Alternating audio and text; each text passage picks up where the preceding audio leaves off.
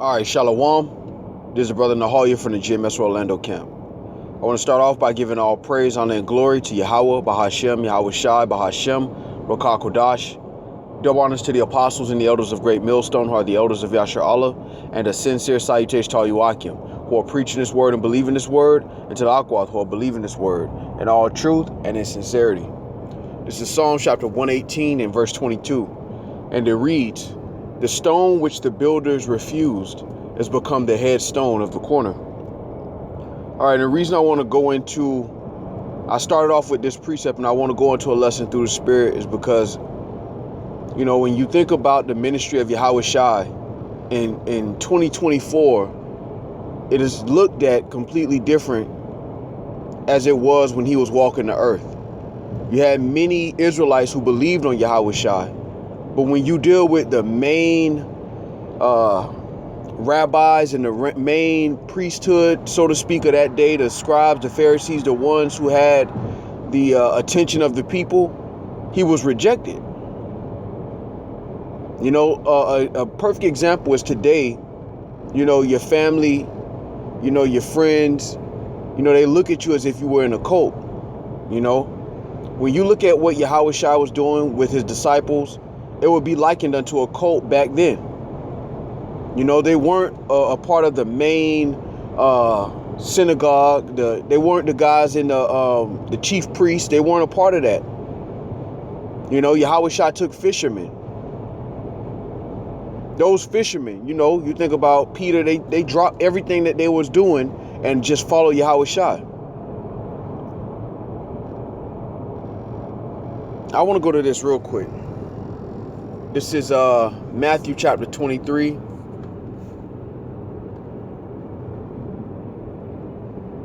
Let me jump down. Because Yahweh Shai was getting on. Let's start here. This is Matthew 23 and 13. And it reads, "But woe unto you, scribes and Pharisees, hypocrites, for ye shut up the kingdom of heaven against men. For ye neither go in yourselves, neither suffer ye them that are entering to go in. Woe unto you, scribes and Pharisees, hypocrites, for ye devour widows' houses, and for pretense make long prayer. Therefore ye shall receive the greater damnation. Woe unto you, scribes and Pharisees, hypocrites, for ye compass sea and land to make one proselyte, and when he is made, ye make him twofold more than the child of hell. Slakia, make him twofold more the child of hell than yourselves." Now I want to stop there because, again, this was Yahweh Shai's sentiment towards those wicked scribes and Pharisees. But they were the ones being called rabbi in the markets. All right, they were the ones that were looked at as the popular, so to speak, Israelites of their time. Well, when Yahweh Shai was walking the earth, he wasn't treated like that by those chief scribes and Pharisees. Now, again, many Israelites believed on him. But when you deal with the chief priests, the ones that were in the synagogues, they refused the stone. And the reason I bring that out is because it's going to happen again with the followers of Yahweh Shai. It's not just a persecution that's going to come from Esau. Matter of fact, let's go down. This is verse 34. Wherefore, so Matthew 23 and 34, "Wherefore, behold, I send unto you prophets and wise men and scribes, and some of them ye shall kill and crucify, and some of them shall ye scourge in your synagogues, and persecute them from city to city." And you have to remember Yahweh Shai is talking to these wicked scribes and Pharisees. You can liken it unto the main sect. Yahweh Shai had made a statement that they sit in Moses' seat. But when he was walking the earth, he had to be that stone that they refused. So likewise, his men are going to fall under that same persecution, just like they did in the ancient world. You're going to see more of that. All right, it's no coincidence, right? That brothers are known as the armpit of Israel. There's all manner of statements, proverbs, bywords concerning brothers, beginning with our apostles and elders first and foremost. who have endured this for years, for decades.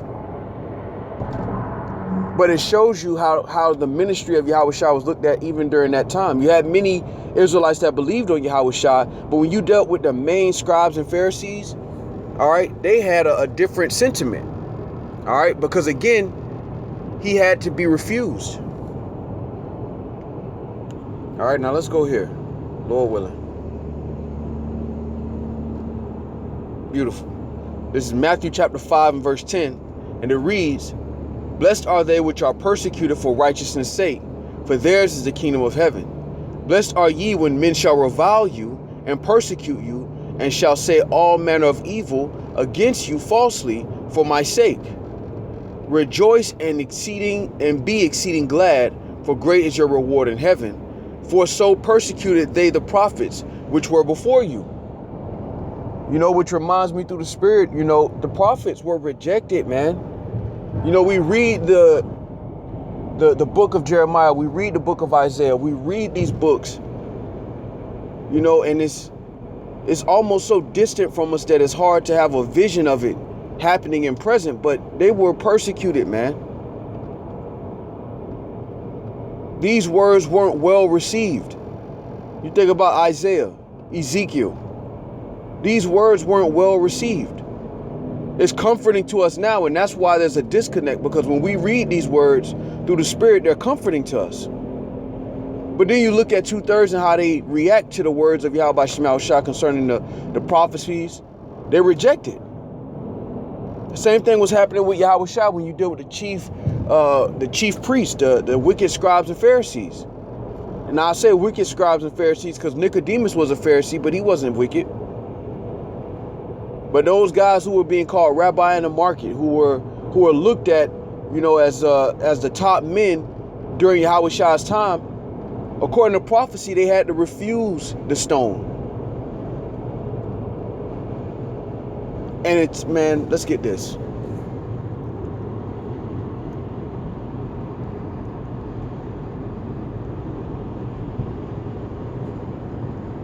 Yep. This is Matthew chapter 10 and 25. Now I'll start at 24. It reads, "The disciple is not above his master, nor the servant above his Lord. It is enough for the disciple that he be as his master, and the servant as his Lord. If they have called the master of the house Beelzebub, how much more shall they call them of his household?" Right. So that's coming again, man. It's happening already, but it's gonna continue to increase.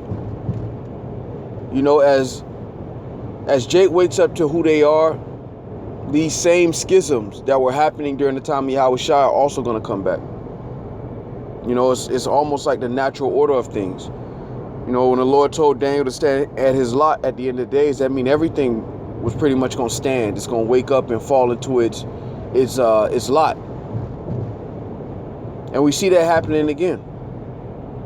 You know, and this brings for me through the Spirit, it brings more vision to the scriptures, because you see it happening again, and then you're reminded of what our forefathers went through concerning the prophets, concerning the disciples who became apostles. You know, the followers of Yahushua, they were not well received. You know, they were not looked at as the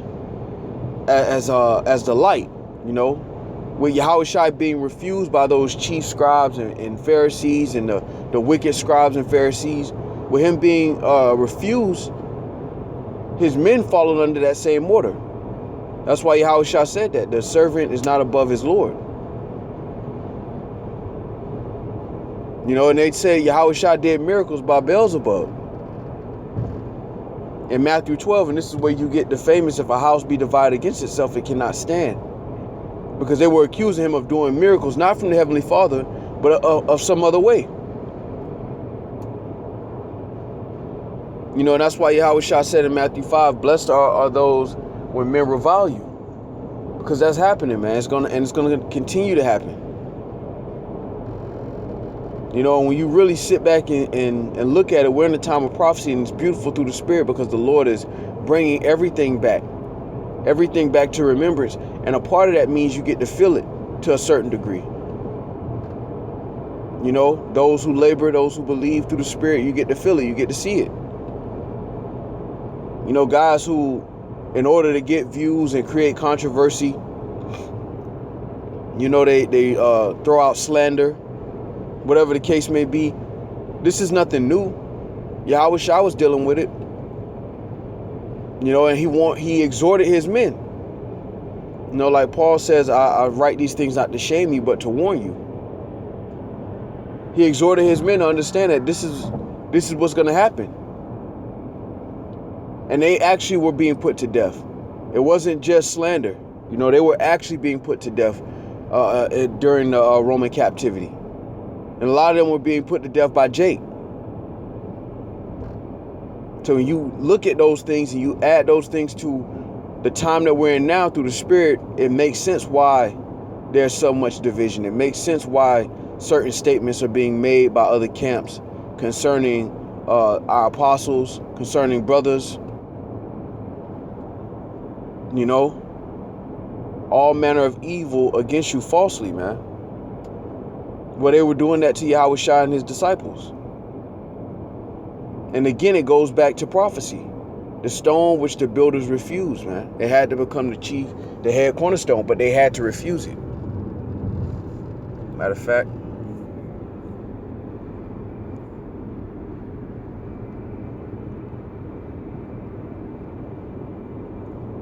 get this.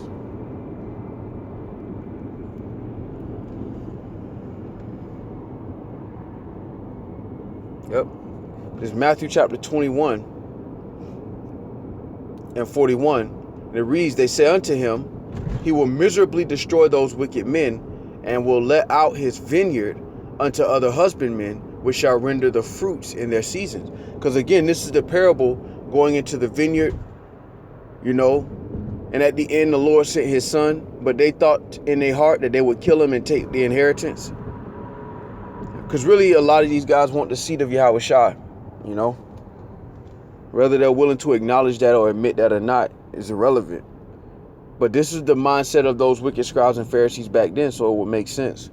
Matter of fact, let's go here. This is Matthew 21 and 38. But when the husbandmen saw the son, they said among themselves, this is the heir. Come, let us kill him, and let us seize on his inheritance. And they caught him and cast him out of the vineyard, and slew him. When the Lord therefore of the vineyard cometh, what will he do unto those husbandmen? They say unto him, he will miserably destroy those wicked men, and will let out his vineyard unto other husbandmen, which shall render him the fruits in their seasons. Yahweh Shai saith unto them, did ye never read in the scriptures, the stone which the builders rejected, the same has become the head of the corner. This is the Lord's doing, and is it marvelous in our eyes? Come on, man. You know, so what Yahweh Shai went through, he exhorted his men that they were going to go through something similar. You know, you're going to see that play out again more and more as we get towards the end of this. You know that every Israelite that says Shalom, every Israelite that says Yahweh B'Shem Yahweh Shai, you know, you have camps that are like that. They say they call on Yahweh B'Shem Yahweh Shai, but then, you know, they make up slanders. They use slander to get views, to get attention. But again, it goes back to what Yahweh Shai was going through during his walk, and what he exhorted the disciples who became the apostles. And as Daniel was called to stand in the lot in his last days, you know, the Lord's followers are going to stand in their lot. Also, those who refused are going to stand in their lot as well. All right, so Lord willing, this was edifying. With that, I'm going to give all praise, honor, and glory to Yahweh, Bahashem, Yahweh Shai, Bahashem, Rakah Kodash.